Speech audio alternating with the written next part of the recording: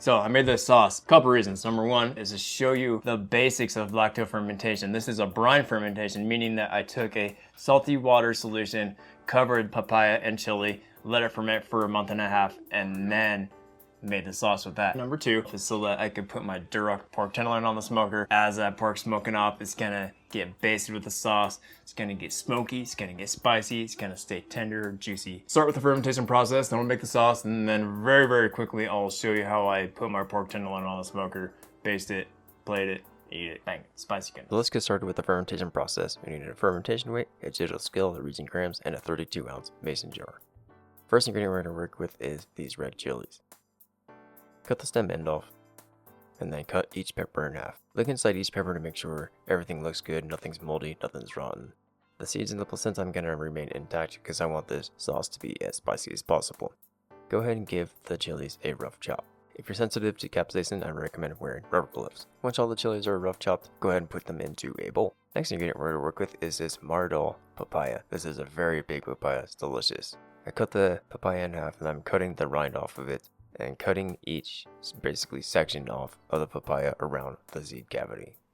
Since it's such a big papaya, I'm only using half of it, but if you want to do a bigger batch, of course you could use the entire thing. I'm cutting the papaya up into rough pieces about the same size as the red chilies. I love the flavor of these maradol papayas. They almost remind me of like a less sweet cantaloupe. Nice and fruity, delicious, and have good water content in them. Once the papaya gets cut up, put it into a bowl.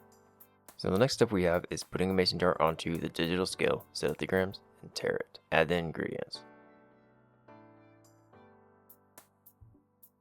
If you need to make a little bit more room in your jar, you could lightly press down on the ingredients to kind of crush them down slightly, and then top off the ingredients with a little bit of water just to the bottom of the neck of that jar. You want to make sure that these ingredients stay submerged underneath the water level. This is very, very important to hinder off any kind of mold growth. So record the weight, 849 grams, multiply that by 0.025, which is 2.5%, and we get 21.22 grams. And that's going to be the amount of fine sea salt that we need in order to make the brine. So now we want to pour a little bit of the water out into a bowl. And I do want to take note that my scale doesn't read decimal points, so go ahead and round to the nearest whole number.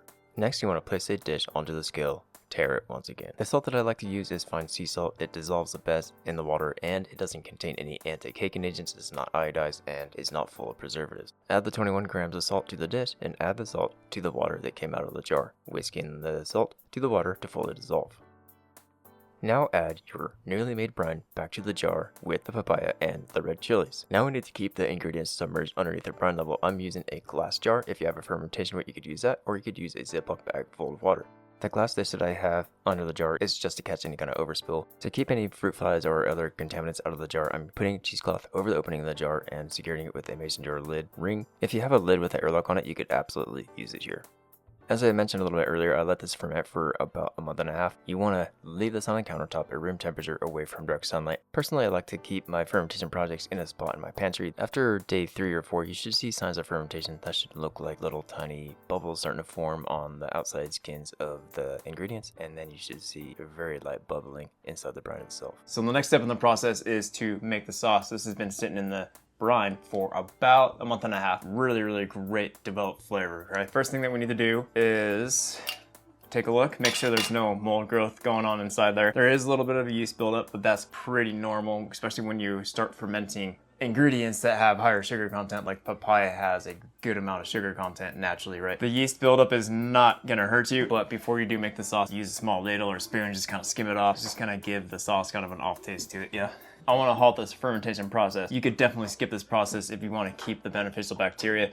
This particular instance, I fermented for the flavor, not necessarily for any kind of health benefits. So what you want to do is put all these ingredients into a small stock pot, medium high heat, bring it up to a boil, reduce the heat, keep it at a simmer for about 10 to 12 minutes. The smallness is really incredible. What I'm looking for is that it smells acidic, has a nice sour smell to it, smells a little bit on the tart side. Before this does come up to temperature, one step that I like to do is check the pH on it. I'm looking for anything less than 4.6. Normally when I'm doing a brine ferment like we're doing today, the pH sits around 3.4 to 3.6. Putting this into the brine, this is sitting at 4.1 pH, definitely below that 4.6 threshold. If you want to lower the pH slightly, you can add vinegar to it. Just keep in mind that adding vinegar will slightly alter the flavor profile that you're getting off your sauce.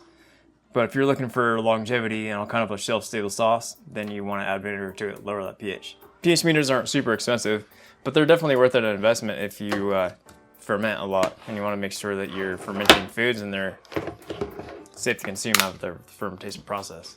Whenever you're working with spicier peppers, I mean, these red chilies aren't super spicy. You kind of consider it to be in the same realm of like a very mild jalapeno, regardless of the fact they're gonna put fumes in the air. If you have like small children or other people in the house that are kind of sensitive to spicier food, it's gonna put fumes up in the air. They're gonna irritate your throat, irritate your nose, your sinuses. It's just not very comfortable. So keep a lid on it, open a window, open a slider. You could have a fan blowing across it, blowing the fumes outside like a door. I love the flavor of these red chilies. I mean, they're not crazy spicy. They almost taste like a very slightly less sweet red bell pepper. Like if a red bell pepper had some spice to it, that's exactly what that would taste like. You could kind of hear it's making me want to sneeze and like cough and all that kind of stuff. So I have that lid on there and I'm gonna open this window just a little bit, kind of keep the fumes out, and then they're gonna go that way. What I'm looking for is the ingredients to be nice and soft. It shouldn't have any kind of resistance to it when you squeeze it. It should be very soft. Kill the heat, keep the lid on it, let it sit for another 5 minutes, and then we'll blend the sauce. It smells really good so far, man. Depending on how thick or thin you want the sauce, the controllable variable there is how much brine you add to this. Pour a little bit of this brine out, then I'll add a little bit more brine to it as it's blending if I want it thinner. So, I mean, make it thick, make it thin, kind of personal preference right there. That's gonna have a nice color to it. Smells good. Dude, that color on there is so nice. I like that a lot.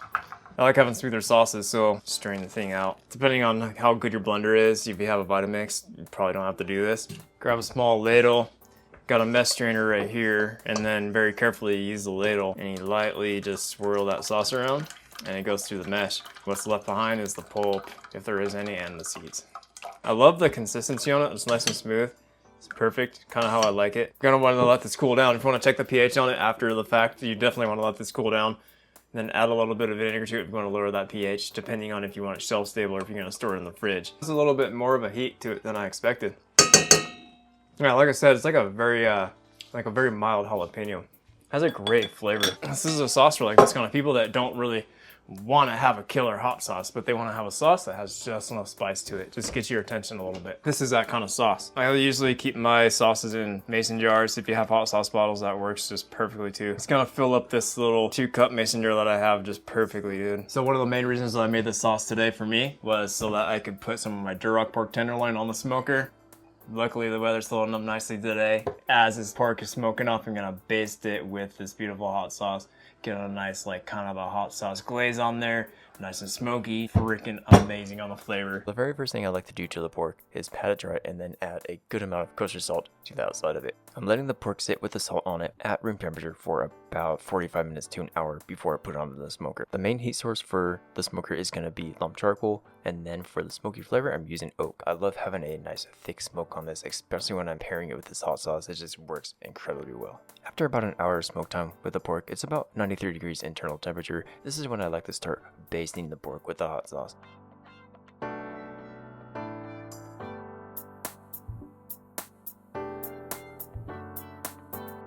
Now I just continue to smoke the pork, holding it about 175 to 200 degrees, and I'm gonna go for an internal temperature of 140 degrees on the pork before I pull it.